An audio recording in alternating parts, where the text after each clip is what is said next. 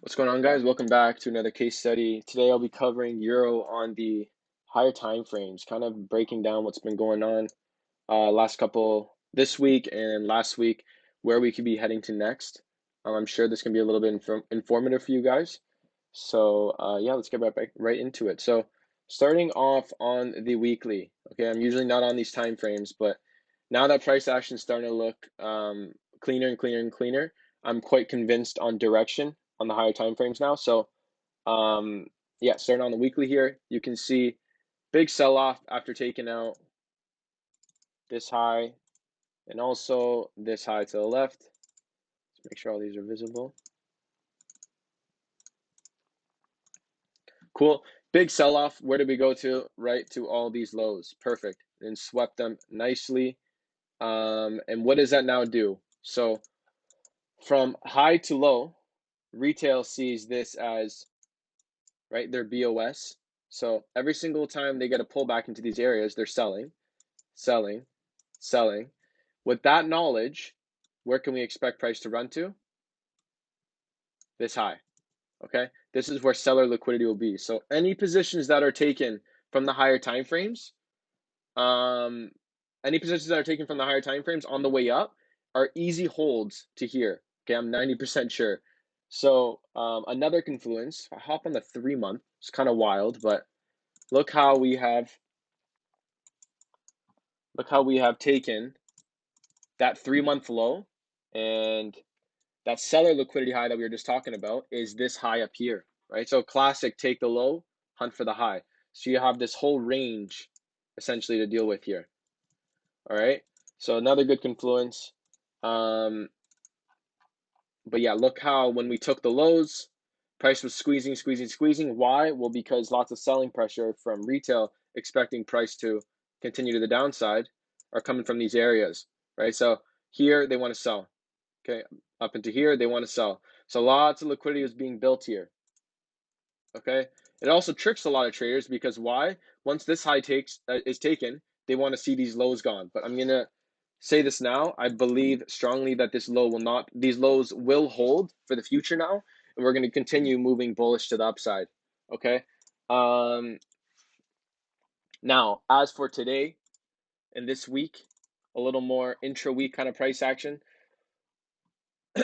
Okay, so what was this, last week, I believe?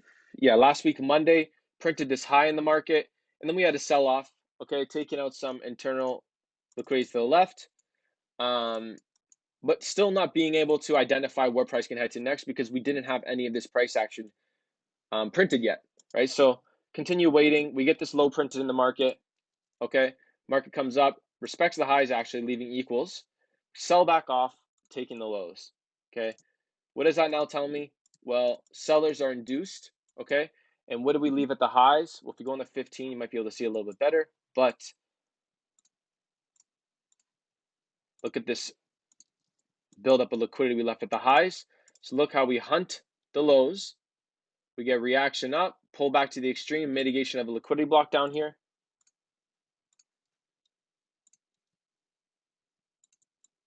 Mitigation, and we run all the way back up to the highs to take out those sellers.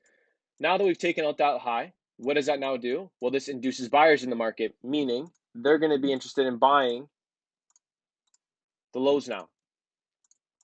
Okay. Market prints these highs here, again leaves equals. Okay, leaves equals. We get a sell off in London. This is on Thursday of last week. Going into early New York, we print this low in the market. Now we have liquidity to the downside. Okay, so essentially London builds liquidity for New York to take out. All right, and where did this bull run into? Go to the daily, just because I don't have the indicator on this chart, but look how we hunted daily high. So we take the daily high and come right back down to the daily low. Okay, so again, just like we were talking about in that 3-month at the beginning on that higher time frame, you have this whole range here. Okay, we took the high and hunted for that low, liquidity to liquidity, which was this big bearish move. All right, so we take that daily high, big move to the downside. Look how we stall at the lows to induce buyers. And then finally, we take them out. Okay, let me get rid of this. We take out the buyers. Now look how, again, we're squeezing, right? Look how we have this choppy price action. Retail thinks momentum is to the downside, so they're going to be selling. They want to sell here for it to go down. Nope. They want to sell here for it to go down. Nope. Again here. Nope. So it keeps going up, up, up. Where are we going to have lots of liquidity? Simple stuff right at the high. Okay. So just by using the hourly here, look at these entry points we could have had. Okay. So number one could have been something down here, maybe in the lower time frames. Another opportunity down here. Another opportunity down here. Okay. These are all opportunities given to us from the higher time frame. So if you were able to take any entries from the lower in these areas, this is a great hold to here.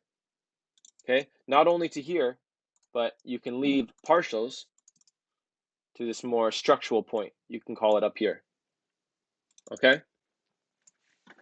Now, as for today, we had CPI, big move to the upside. No entries, honestly. There was, let me see if it shows now. No, it doesn't. Honestly, some funky stuff's going on right now with Forex.com again, so I'm not really sure. But you can see how we have this imbalance here. I had this marked out, waiting for CPI to come down, spike through it. Then you kind of have this hourly liquidity block here, right? Something like this.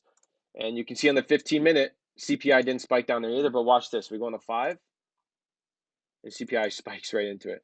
So some time frames are showing one thing, some time frames aren't showing the other, so it's kind of trippy right now. Honestly, after a big move like this happens, you have a 90 pip move within 5-10 minutes. There's going to be no entries the rest of the day, so just hang on, stay patient, wait for the next day. I'm going to be honest with you, it's Tuesday, so Wednesday is going to come tomorrow. Most likely going to be a slow day for Wednesday. See what we see on the hourly. We have some 1 hour imbalances we might come back and tap into. But after, again, a big move on the higher time frames, now we're going to see liquidity built up again.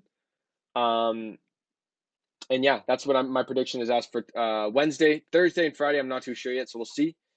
But yeah, I wanted to put this video together for you guys. Also, if you can just take a look, I mean, look at the amount of liquidity we got to the upside here, right? One more thing I can point out is on the higher time frames, we have a inducement high at the highs here. So what we can probably expect is when price runs to this high, maybe false reactions and then continuation, right? Because again, this is a liquidity block here. And what can we expect out of liquidity blocks? Reactions to occur, whether it's pro trend or not pro trend. Usually these, I can't even speak. Usually these will provide reactions. And in this case, I believe it'll be a false reaction to engineer liquidity at the highs, something like this. Boom.